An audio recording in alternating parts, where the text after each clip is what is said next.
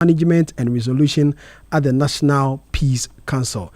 Mr. Buja, good evening. Thank you very much for your time. I'm very sure that the recent news of what's happening at the Wesley Girls Senior High School and the Supreme Court matter and the rest, is causing some issues within the National Peace Council that has prompted the council to wade into this whole issue. First of all, what does the council make of this development and how do we address it? Thank you very much. In fact, this issue had been there for some time. Way back in 2015, there was an issue around hijab wearing in some schools in secondary Takrady. And it led the council to have a lot of stakeholder engagement, where in around 2015, there was a conference at the Kofi Annan Peacekeeping Training Center that brought a lot of stakeholders together to discuss and then they find a way forward. So actually there was an agreement that came out with a communique. And following that communique, some of these issues were actually put forth. However, in 2021, in April, when the Ramadan was going on, there was a report from Wesley Girls that the school had banned the issue of fasting in the school. So the National Peace Council took further steps to engage the school itself, the school management. They engage the PTA, and they engage also the Old Student Association. And then engage the Methodist Church Ghana. And then we went to Parliament also to meet with the Muslim caucus of Parliament. Later on, we invited some of the missions in Ghana, or the mission schools in Ghana. And we had a lengthy discussions that led to some decisions being taken. Later on, we met the parent of the girl and the girl herself. So one of the, being a Muslim, one of the Muslim member of the board, Malvi Bin Sali, requested from the student if she really want to leave the school or want to go to another school, and she could have facilitated for her. The girl said that no, we'll stay in the school because actually when they came, they explained everything to them that there's no fasting. And the fasting was not banned because of probably Muslims. Rather, some students, SU students in the past, had problems with fasting and health. And unfortunately, whenever it happens, the school holds the Ghana Education Service holds the school management accountable. And unfortunately, the children didn't have any permission or didn't inform the school before they fasted. So to cut matters short and to prevent any further health complication among the students, they banned fasting in the school. And that was what the explanation given to us by the school management. And so what we did in a way to resolve the issue forever is to meet with all the managers of the mission schools. And if I say managers of the mission schools, it is not only the Orthodox churches, but they are all the other missions that have schools. So this including the Islamic Education Unit, the Ahmadiyya Education Unit, Methodist Education Unit, Presby, Anglican, Catholic, SDA, AME, Zion, any missions that have schools in Ghana. They have an association called COMU. COMU means Conference of Managers of Education Unit. And so we met them, we agreed and put a process in place.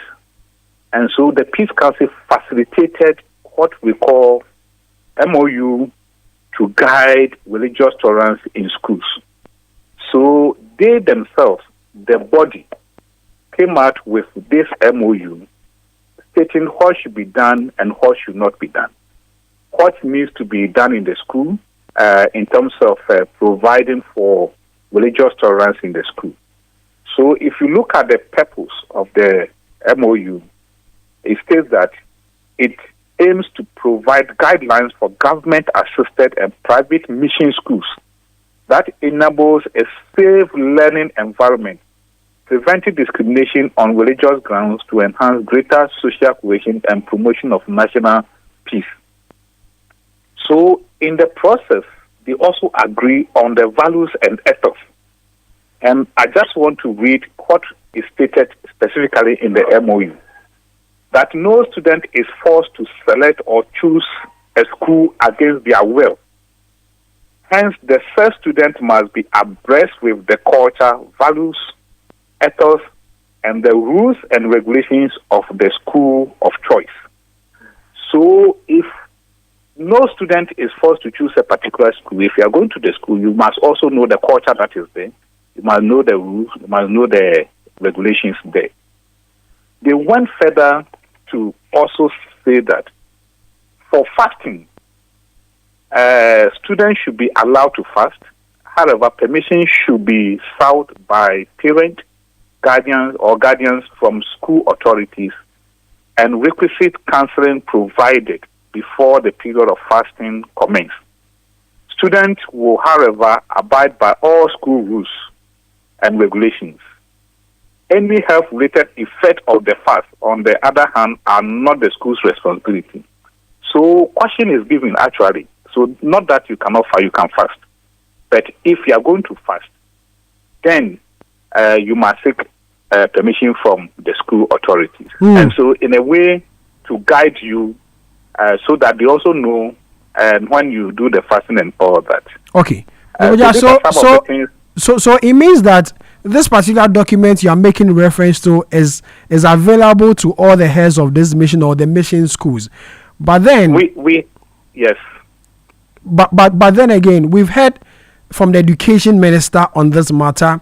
We've heard the Catholic Bishop Conference and the Christian Council issuing a joint statement on this same issue, and is making quite a number of people uncomfortable. If you read, some of these comments and these statements from, as the National Peace Council, are you obliged to hold another meeting with the managers of these mission schools to see how best you can address what may seem to be some bit of tension within these schools? I think, yes, it's possible. This is no doubt the work that we do, and we do it quite often.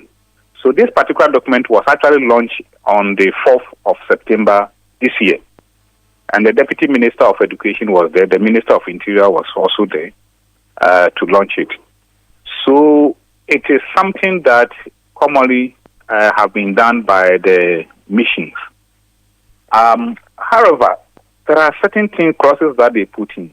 And if I want to give you a place of worship, dress code and all that, you realize that some of these things were also put there. So in the case of religious peace, a place of worship, mission-based schools could make available space of worship in toleration of diverse religious beliefs, hence encouraging an environment of religious tolerance, values which do not conflict with teaching and learning. This does not create an obligation to build a special place of worship. So what is happening with these places of worship is that some people, some students, think that it is their right to have a place of worship. Some even schools, some schools just last week have complained to us that in certain schools they have come to build a mosque in Assemblies of God church. In Assemblies of God school. So these are some of the issues that we are confronting with. That if you go to a mission school, I don't think you need to go and build a church, your church there, or your chapel there, or a mosque there. These are some of the things that we have to look at.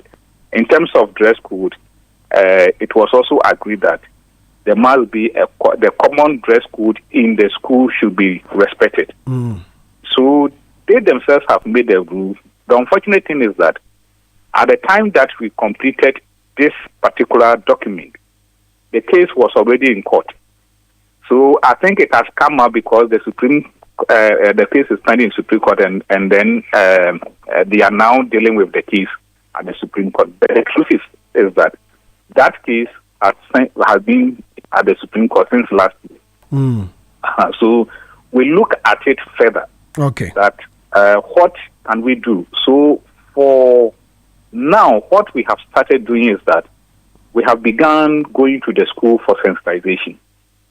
And we are going to bring more of the copies and send to the schools also, so that everybody gets to know about it.